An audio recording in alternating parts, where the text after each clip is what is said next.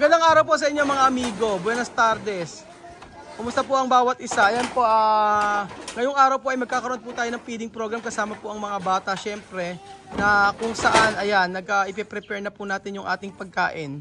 So, ito ay isa sa request ng mga bata na pagkain na gusto nilang kainin ngayong araw. Dahil alam niyo naman po na kami ay malapit ng umuwi sa Pilipinas. So, gusto ko lahat ng kakainin nila ay yung gusto nila at talagang request nila. So, kanina umaga ay galing po ako sa may sentro at bumili ako ng mga pagkain para po sa kanila. So,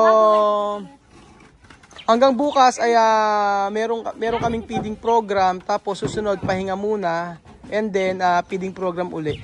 Ayan. So meron time po kasi mga amigo na nai-stop yung aming feeding program ng isang araw para makapagpahinga. So ganyan po ang mga bata, mga amigo dito. Talagang putik-putik. Ayan, tingnan si Lucia, oh. Kasi po wala po silang ganawa kung hindi po maglaro ng putik. Yun po ang talagang totoo. Talagang ang mga bata dito ay hindi lumulubay kalalaro maghapon.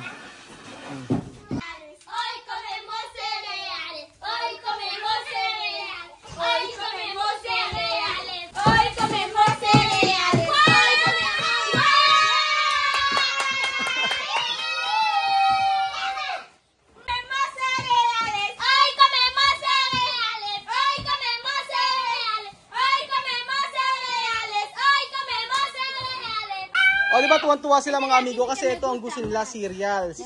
So, ayan, bumili ako at may gatas.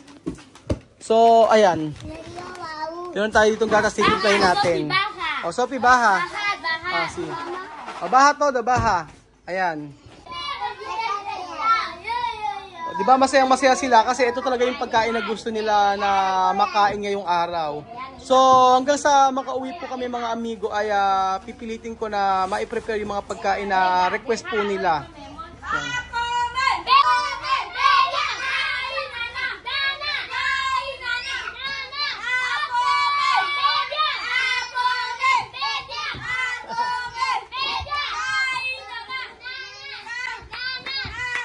Nakakatawa to si Enesito.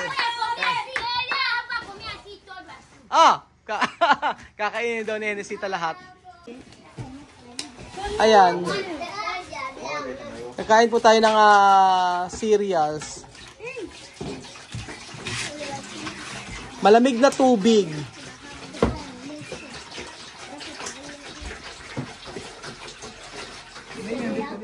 Kasi. So ayan pa mga amigo, tinawag na po namin yung ibang bata. Kaso yung iba po ay ayaw magsipunta. So, sabi ni TSS, huwag nang tawagin kung ayaw.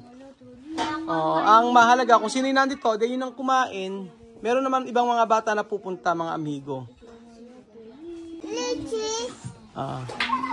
So, ang mahalaga po ay yung mga bata na willing na pumunta at kumain, edi yun na lang po. Mahirap pilitin yung ayaw, di ba? Minsan kasi, yung mga ibang bata naglalaro po, tapos hindi ayaw pumunta. Tapos ang problema kapag yung pagkain ay nandito na at saka magsisipuntahan kung kailan paubos na yung pagkain.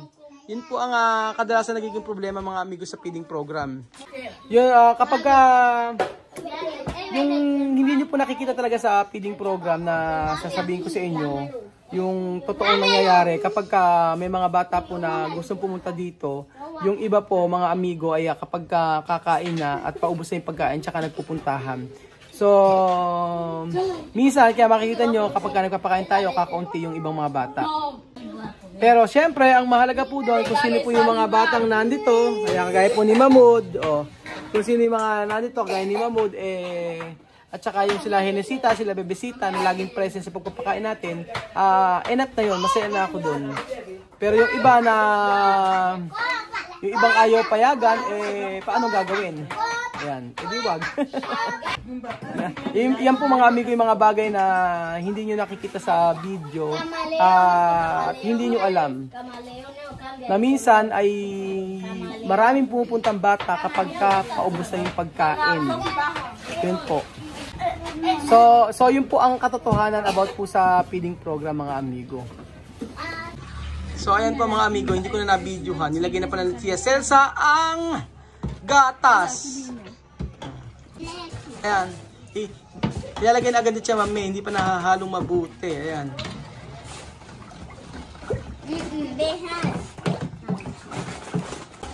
So andito naman ang mga kapitbahay ni Tia Maming mga kapitbahay ni Tia Maming walang ginawa kung hindi minom. Walang ginawa kung hindi uminom pero okay lang. Yan talaga eh. Ganyang oras eh. Pero nakaayos ang buhok pa eh oh. Dapat pala natunaw muna sa sa medyo mainit na tubig. Medyo nabuo yung ibang gatas eh oh. Ilagay na yan! Ilagay na yan! Ilagay na yan! Ilagay na yan! Ilagay na yan! Ilagay na yan!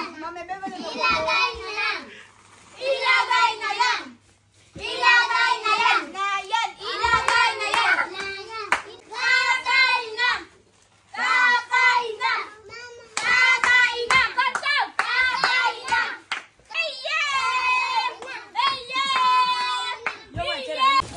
Ayan po mga amigo, ang cereales. So ayan po mga amigo, dumating na po ibang mga bata. Ayan. No mucho. Así. Esta. Nako, gusto rin ni mismo ng matamis.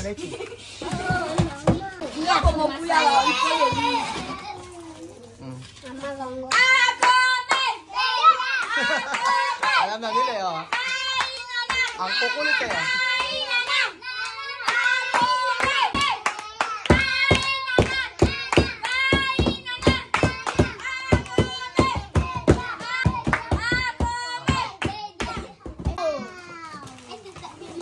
Iba-ibang klase oh.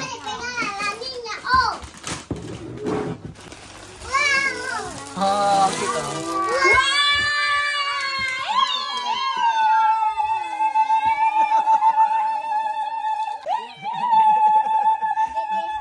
Nagagalit sa akin yung ibang mga tao, sinabi, huwag ko na tinuturuan sila mismo na sumigaw. Eh paano gagawin ko kung gano'n sila? Diba? Nasa Africa po tayo mga amigo. Hayaan nyo po pag nasa na Pilipinas po, i-explain ko po sa kanila. Maraming nagsasabi nga na, bakit daw ginagawa sila Tia Mami? Tawag doon, ginagawa ko silang lukaret. Yung sabi nga sa Tia Mami. Mga amigo, ganun po talaga sila. Hayaan nyo po, i-explain ko po yan sa kila Tia Mami pag umuwi ng Pilipinas, lalo na sa mga bata. Kung gusto niyo po talaga na sila ay maging behave. Pero kasi nasa Africa po tayo mga amigo. Ang maganda siguro i-explain ko na mga bata sa Pilipinas ay... Tama ba na i-explain ko mga amigo? Hindi ko alam. Baka magalit sa akin pag sinabi ko kung pinakikialaman ko, di ba? Tama po ba na i-explain ko kila misma na dapat mga behave ang bata, hindi nagsisigawan, hindi nagkakantahan. Kasi sa mga video na ginagawa natin, talagang nakita nyo po na sila misma nagsisigawan, kumakanta ka, ganun po.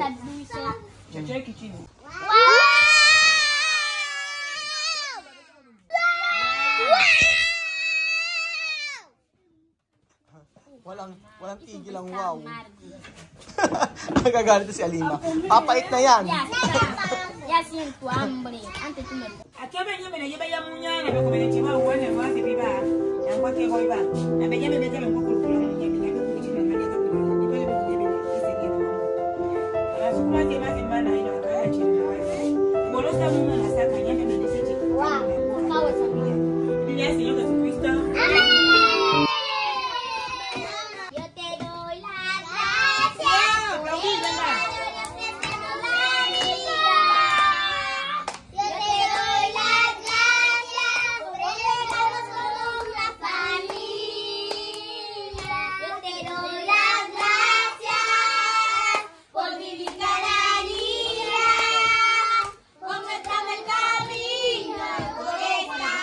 Junto a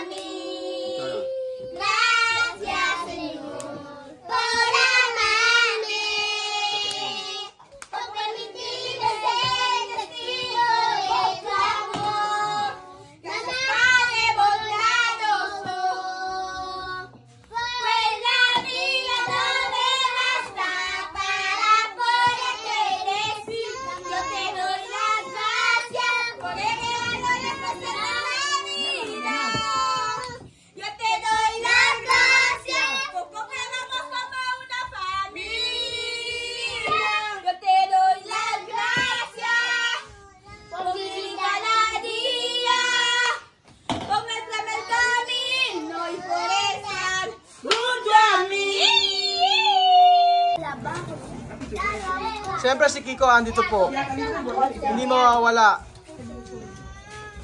So siyempre po yung ibang mga bata po talaga kagaya nila Mamud, gustong-gusto sa baba na kumakain.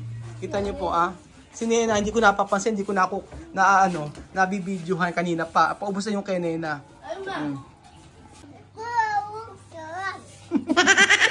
Kuya Raul, sarap ha? Sarap? Kay Nena at saka kay Mamud po ako tuwan-tuwa mga amigo pag kumakain. Kasi tingnan nyo kung paano po silang kumain. Napaka-independent po, di ba? Kita nyo, gatas na gatas. Kanina pa pala kumakain si Nena, hindi ko napapansin. Ayan sabaw na lang. Kinukutsara pa talaga Sino mag-aakala na si Mamud ay 2 taong gulang? Mga marunong mga kumain mag-isa Nena, tu quieres? ¿Tu quieres?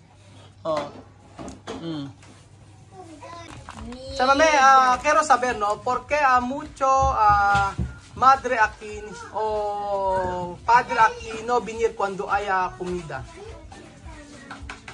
Solo te amelan. Buenas tardes, hija. Muchos no vienen porque no quieren. Otros celosos. Muchos celosos. ¿Celoso?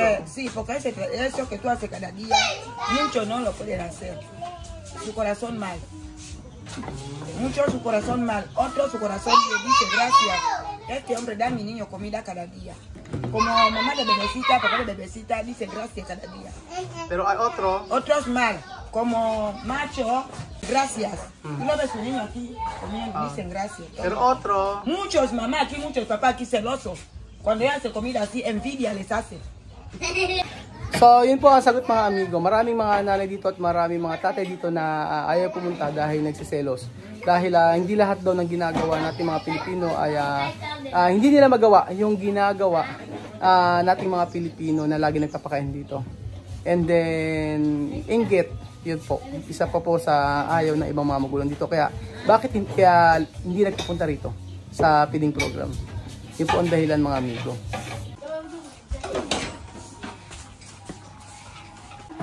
Ayan na po ang mga batang naglaro.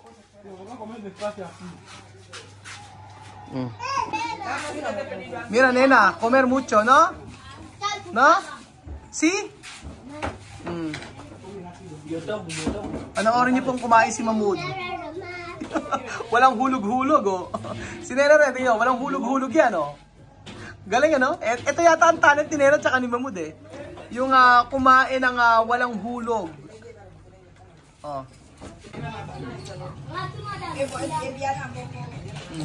Sinena. Yan ang talent ni Nena, walang hulog.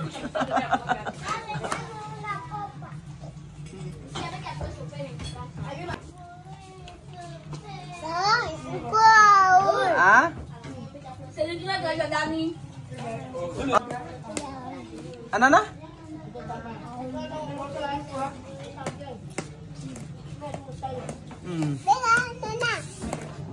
Ayan po, dumadami na po ang mga bata, mga amigo. Request nilang pagkain ngayong araw. Ubus agad yung kay Kiko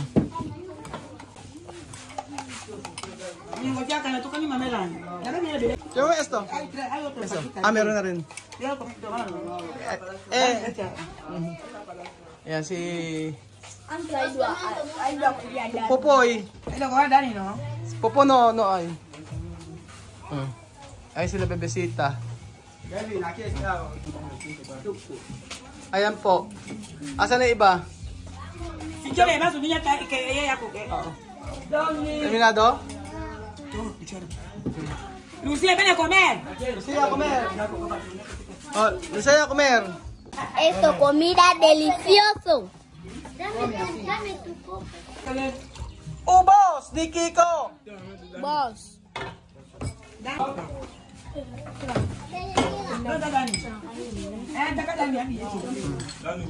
Marami pang bata na kakain.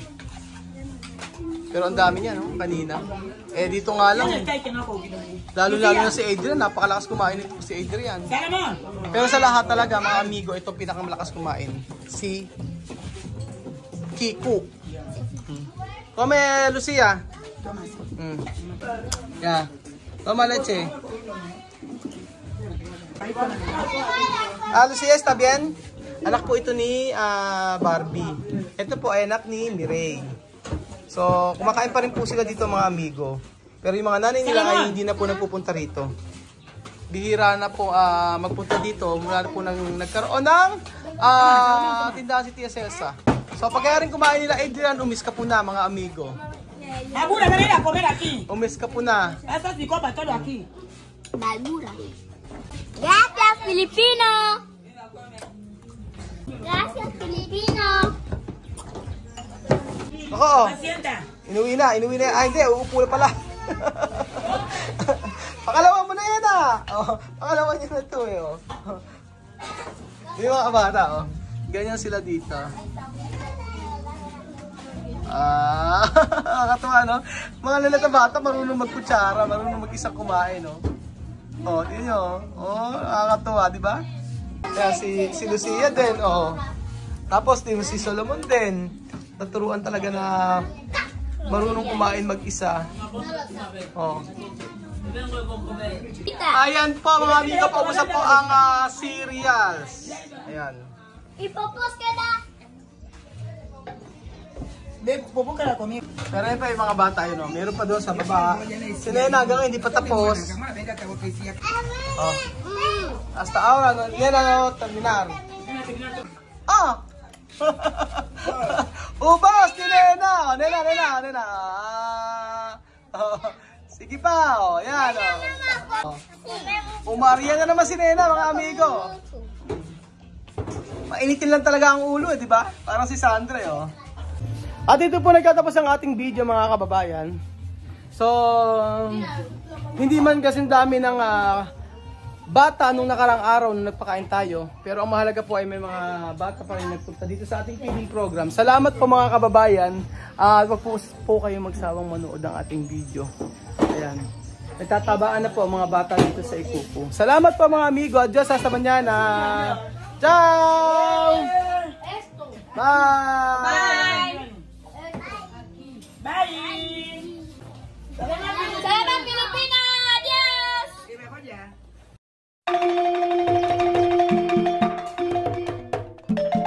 Na-appreciate ko yung paano sila nagdadasal.